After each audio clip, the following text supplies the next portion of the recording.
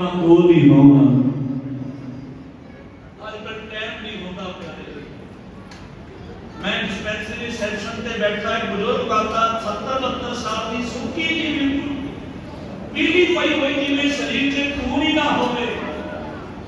मैनू रो के कहती है कि अस्पताल चला रहे मैं कहती तुहाडी कृपा नाल कहती उत्ते कंप्यूटर भी सिखदियां बच्चियां मैं कहती तुहाडी कृपा नाल कहती सिलाई भी सिखदियां बच्चियां मैं कहती तुहाडी कृपा नाल।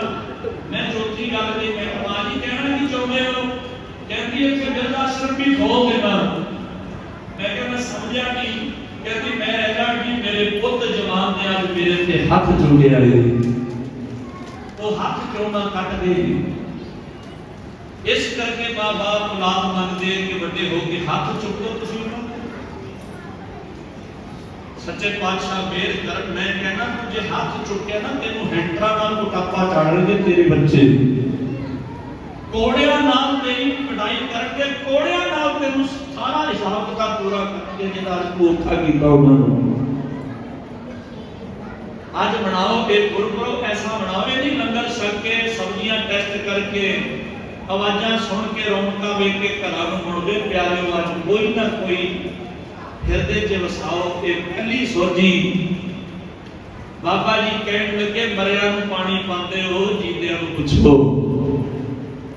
सब दे हिसाब किताब अपने नाल ने कोई नहीं सूरज सिफारिश करदा धर्मराज अपने पुत्र नूं कोई धर्मराज नहीं अगे तुहाडे पितरां नूं सामण लगेगा। इह ते भाई सब अपने अपने हिसाब किताब बंदा पूरे करके जाता है। उन्होंने मत्था टेकिया अगे तुर के फिर साध संगत जी जनेऊ पाउण की गल आई। बाबा जी कहते मैं पाऊंगा जनेऊ मैं ना नहीं करता पर मैं जेड़ा जनेऊ कहना मैनू वो अपनाओ। बाबा जी कहने लगे तुसीं किहड़ा जनेऊ पाना चाहते हो। बाबा जी कहते मैं तुहाडे वर्गा जनेऊ नहीं पाउणा। मैं जनेऊ वो पाउणा जेड़ा ना कदी मैला होवे ना कदी टुटे ना अग साड़ सके वो जनेऊ पाओ जेड़ा मेरी भैण भी पा सके। एक ही होया मैं पा सकदा मेरी भैण नहीं पा सकती मर्द पा सकदा बीबी नहीं पा सकती। बाबा जी पूछण लगे वो केड़ा जनेऊ है। बाबा जी कहते वो जनेऊ है दया कपाल संतोष सूख जत गंडी सत वट ए जनेऊ जीव का हई पांडे घत ना ए टुटे ना ए जले ना ए टुटे ना मल लगे ना ए जले ना जाए धन सो मान स्नान का जो गल चले। सारियां दी बोलती बंद हो गई। एक जनेऊ तेरी साडे कोल असीं ते धागे पा के अज दे हिसाब नाल कह लो असीं ते करताना पा के पखंड करी जांदे वड्डियां वड्डियां करताना पाईयां मैनूं बख्श लेना। किसी की मां भैन नूं माड़ी अख नाल वेखदियां फिर करपाक तेनूं डर नहीं दिखाऊगी। बड़े बड़े कड़े पाए ने किसी का हक मारन लगे तेरी रूह नहीं कंबदी। गुरु गोबिंद सिंह की हथ कड़ी है बड़ा कड़ा नहीं। फिर तार देगा दसो बाबा तार देगा सानू बाहरों भेख बनाया। यही गल कही ना पुछन गल ईमान दी हिंदू बड़ा के मुसलमान होई। बाबा जी कहता सी बाबा आखे हाजिया शुभ अमला बाजो धुन। जे माड़े कर्म ने अमल शुभ नहीं दोनों छितर पैण के दोनों रोना पे साडी मैत नहीं भरेगा कोई साडी मैत नहीं भरेगा। हक पराया नानका उस सुगर उस गाय। जे मुसलमान होके किसी का हक खाता ही तेरे वास्ते सुअर खान के बराबर। जे हिंदू होके किसी का हक खाता ही तेरे वास्ते गां खान के बराबर। जे सिख होके किसी का हक खाता ही गुरु नानक ने तेनू छितर मारने। हक पराया नानका उस सुअर उस गाय गुर पीर हामा नाम भरे जा गुरदास। आ सोचियां लियाओ जिंदगी च मैं कहना बेड़े तर जाणगे। किसी का हक वेख के अख मैली ना करो। ये आउंदी बड़ी सौखी लगती है जदों जाती है ना प्यारियों अपने वालियां नूं नाल लेके चली जाती। बच्चियां दी बुद्धि खराब हो जाती है जहर भर जाता जिंदगी च। किसी का हक ना खाओ। नानक को सवाल नहीं है कोई कह सकता प्यो ही होई है ना जिहड़ा अपनी औलाद नूं साणे रस्ते जांदे रोके आ सोचियां लियाओ जिंदगी च सारे कहते ए जिन्हें उन्नी साडे बाबा तेरे वर्गा जिन्हें असीं पौड़ा चलते जप दियां गल्लां होण दया दी कपा होवे दया होवे जिंदगी च दया कपा संतोख सूर संतोख दा सूत्र होवे दया तुहाडे कोल नहीं संतोख तुहाडे कोल नहीं जप सत तुहाडे कोल नहीं अखां मैलियां हो जांदियां जप दियां गल्लां होण सत दा वट होवे आपको सतनाम श्री हरि एक ने हूं जी का हई है नहीं ता पांडे घर पर लिया कर दे ना ये टुटे ना बल लगे ना ये जले ना ये टुटदा नहीं मैं नहीं लगदी जलदा नहीं जाता नहीं अण सो मानस नानक का जो गल चले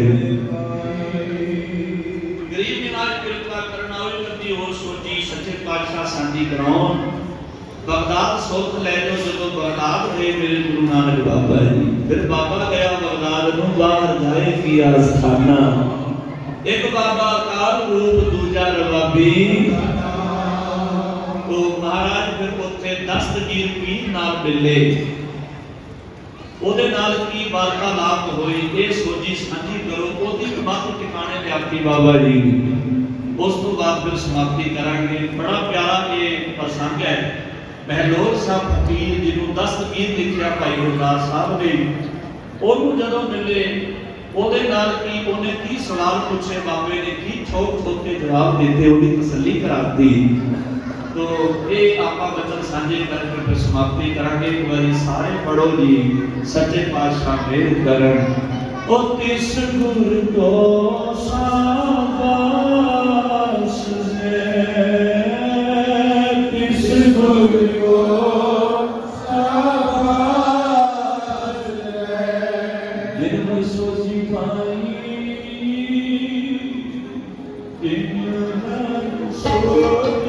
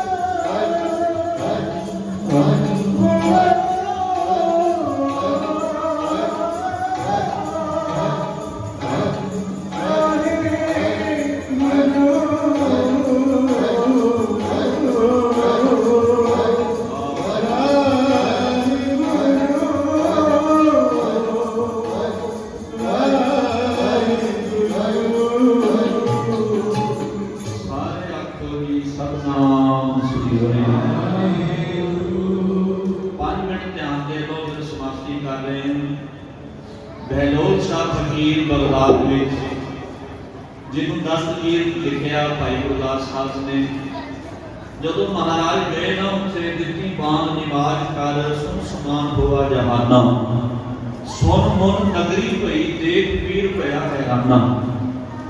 वो सारा ही बगदाद बाबा जी के चरणों में बहलोल शाह के अंदर कौन आया जिहड़े सारे ही बाबा जी के पीछे बाबा जी नूं उन्हें कोल सदिया। बाबा जी सामने बैठे बहलोल शाह उच्चे आसन ते बैठा कहता जी तुसीं कौन हो। बाबा जी कहते सी रब दे बंदे कहते मैं तुहाडे रब नूं तां मन्ना जे तुसीं मेरे 3 सवालों का जवाब दिओ।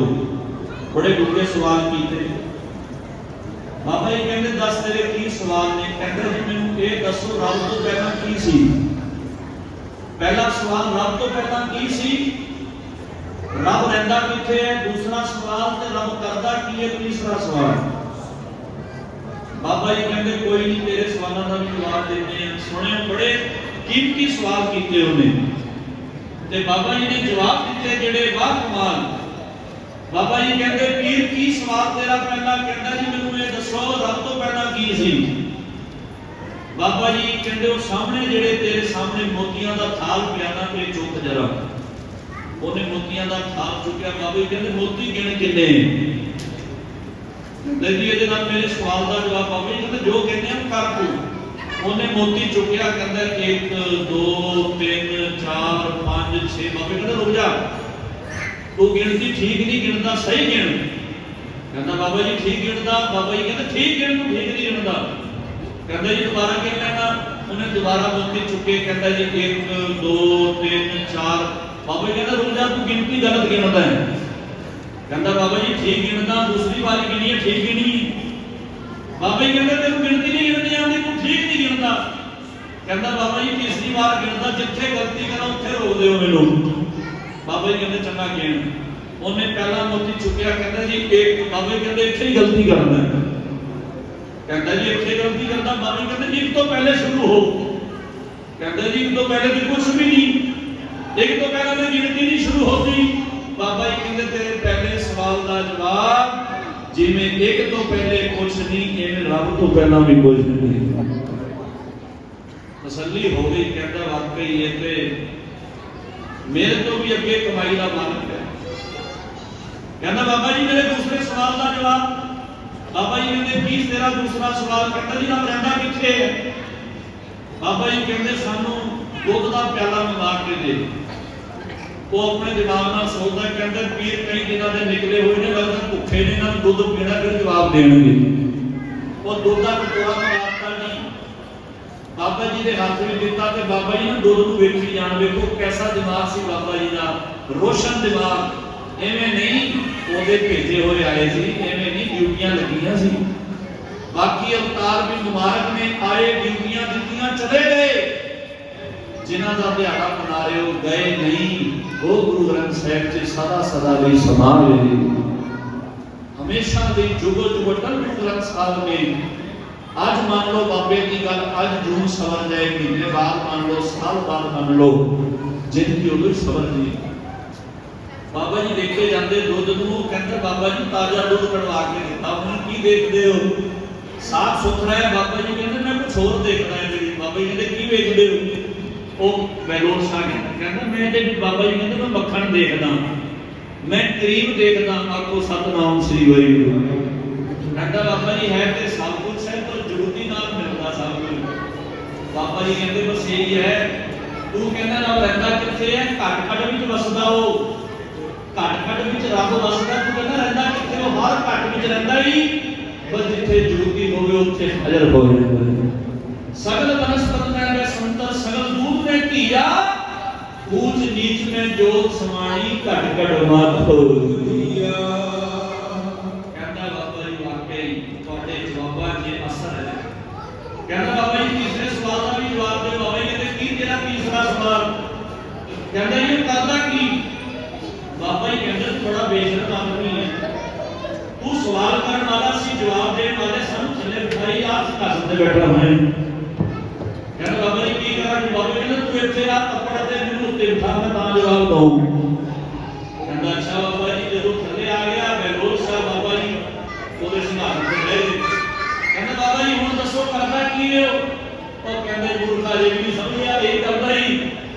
ਤਪਣਾ ਤੇ ਬੈਠੇ ਹੁੰਦੇ ਸਿੰਘਾਸਨ ਬਖਸ਼ ਦਿੰਦਾ ਹੈ, ਜਿਹੜੇ ਸਿੰਘਾਸਨਾਂ ਤੇ ਬੈਠ ਕੇ ਹੰਕਾਰ ਕਰਦੇ ਉਹਨਾਂ ਨੂੰ ਤਪਣਾ ਤੇ ਬਿਠਾ ਦਿੰਦਾ ਹੈ।